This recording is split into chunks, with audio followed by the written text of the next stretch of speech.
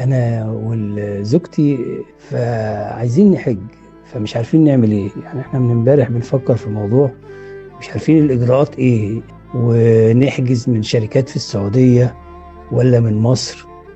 فاحنا يعني ما جاش في بالنا غير حضرتك، اول ما فكرت في الموضوع تفيدنا، يعني تقول لنا شركة كويسة والاجراءات تتم ازاي اول حاجة، وبعد كده اللي بعديها وكده. الفنان أسقس وهو كان صديق لسليمان عيد، وكان في بينهم ميعاد ولقاء. قول لي آخر كلام بينك وبين سليمان كان عامل ازاي؟ والله احنا كنا مع بعضينا امبارح، يعني هو كان عندي في المكتب امبارح وكنا قاعدين سوا وكان صايم، وقال لي يعني مش الساعة 6، قال لي هروح افطر، وكان صايم الستة البيت، كان اخر يوم ليه امبارح. لا إله إلا الله.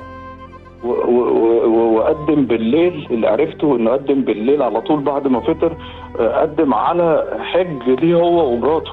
يعني اتصل بحد وبعت له فويس سمعتها، ويقول له انا عايز اشوف شركه سياحه، انا نفسي نطلع حج السنه دي انا ومراتي. وكأنه حج والله يا أسقس، النية بتتكتب وكأنه حج. الحمد لله، وكأنه الحمد حج. لله. وقال لنا انا هنتقابل، قلت له يا عم سليمان احنا ما صليناش الجمعه سوا قبل كده، ما تيجي نصلي بكره مع بعض ونقعد بعد الصلاه شويه. قال لي خلاص ماشي، بكره هنصلي مع بعض ونقعد مع بعضين. بس ما كنتش اعرف ان هو مدي الميعاد لمصر كلها. يعني الراجل ده يعني مستحيل حد يبقى يقصده في اي طلب في الدنيا، حتى لو على حساب نفسه او صحته، الا وبيعمله. ما يقدرش ينام وفي حد زعلان منه خالص. لا اله الا الله. ومفيش حد في مصر زعل، ما عندوش مشكله مع المسلمين خالص. لا راجعون، ويعني راح لربنا ولا حن عليه مننا كلنا. راجل عظيم، راجل علمنا حاجات كتير، وقف جنبنا، يعني وقف جنب كل الاجيال.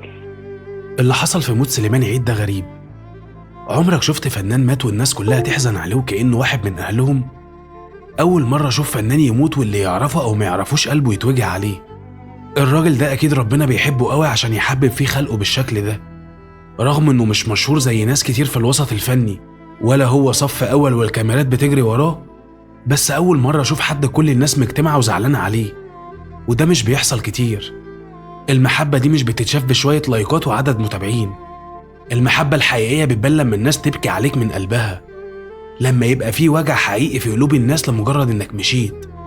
سليمان عيد واضح ان كان فيه عمار كبير بينه وبين ربنا.